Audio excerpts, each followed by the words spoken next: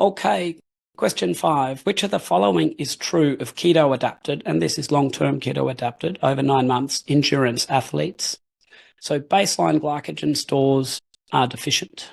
Glycogen stores immediately post-exercise are deficient. Glycogen stores 2 hours post-exercise are deficient. Or there's no evidence of impaired glycogen storage as assessed by repeat muscle biopsy.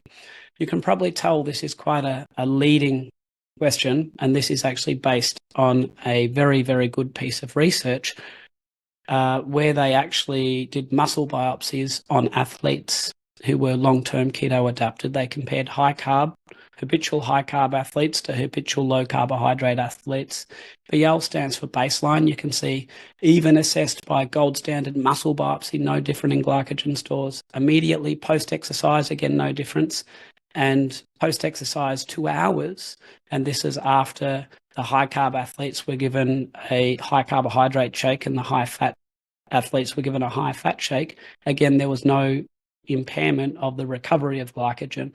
So we have clear evidence that repudiates the belief that glycogen stores need dietary carbohydrate to be maintained. That is simply not false. And when you understand this, you can begin to understand why this whole myth about glycogen being absolutely essential for anaerobic performance, for power performance, and that being the theoretical basis used to say that power athletes can't get by on low-carb diets. You can see that that's just a house of cards that begins to fall away. Now, this question was based on some very recent research. This was included in the recommended reading prior to this tutorial. Please select the most important mechanism by which carbohydrate ingestion can delay time to exhaustion with endurance exercise. Maintenance of glycogen stores. Well, we've perhaps already seen that that's probably not a realistic, a probable cause. Reducing oxidative stress associated with fat metabolism, increased ketone body production, or reducing exercise-induced hypoglycemia. And the correct answer is D. Now, this is a very recent paper. One of the authors includes Professor Timothy Noakes, who obviously knows a thing or two about exercise physiology. And it was a blinded crossover randomized control trial. They had 10 male triathletes, and they were either on a diet of less than 50 grams of carbs or over 380 grams daily carbs.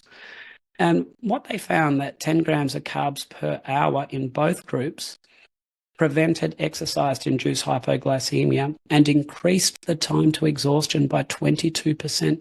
Now, this is quite significant. So it demonstrates the mechanism by which dietary carbohydrates can be beneficial. And it also speaks to the notion of how much dietary carbohydrate do we actually need. There's a lot of, guidelines indicating we need to have certain amounts of carbohydrate in the glucose and fructose to support our physical performance. And I suspect that this relatively new piece of research is going to change that narrative. There was actually 2 other very important learning points to come out of this paper. So first of all, it took about 4 weeks for the blood glucose levels in the low carbohydrate athletes to stabilize, which is really suggesting that that is a minimum adaptation period if you're looking at commencing a low carb diet without having it deleteriously impact on your performance. The other interesting thing was that the ketone levels appeared to be unaffected by this low-dose carbohydrate supplementation, indicating that the previous fear that people have had that if you take carbohydrates then you impair the benefits of following a ketogenic diet, and it appears that at least for this dose of carbohydrates, that is not the case. Okay, question 7. Which of the following statements about lipids is correct? Cholesterol may come in different isomers, commonly referred to as good and bad cholesterol. LDL is a pathological entity that has no known physiological role in the body. Epidemiological research indicates lower serum LDL levels are associated with increased all-cause mortality. Cholesterol is a type of lipoprotein involved in the transport of triglycerides, and E-lipoproteins are enzymes that hydrolyze free cholesterol in the circulation. Now, I guess when I wrote this question, I really wrote it with a view, with a memory that when I was a medical student and a junior doctor, I truly didn't understand cholesterol.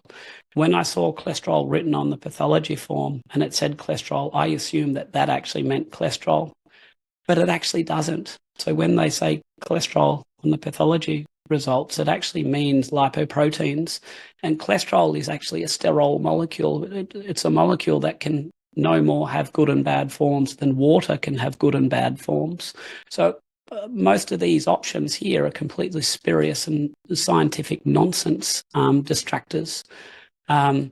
So when we say it's a pathological lipid that has no known physiological role in the body, well, the body devotes an enormous amount of resources to making something that would be highly unusual if it had no known role. And indeed, it has multiple roles, not least including as part of the immune response. As we'll see, that C is actually correct. And this is going to surprise a lot of people because we call LDL bad cholesterol. We think higher levels must be associated with increased mortality, when in actual fact, the reverse has been robustly shown to be true, as we'll see in a moment. Point D, when I said cholesterol is a type of lipoprotein involved in the transport of triglycerides, well, no, cholesterol is a sterol molecule. So, and people conflate cholesterol with lipoproteins, but they really should not be conflated. Scientifically, that's completely inaccurate. And E, again, was just another complete distractor. So we'll have a look at this British Medical Journal article. It was a systematic review and it looked at 19 prospective cohort studies that had over 68,000 participants. And the overwhelming finding was that individuals with the highest LDL levels tended to live longer.